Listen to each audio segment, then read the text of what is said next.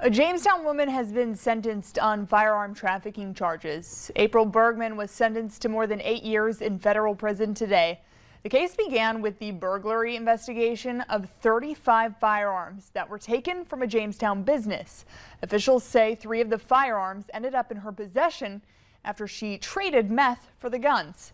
This case was prosecuted under the new criminal provisions of the Safer Communities Act, which was signed into law in June 2022.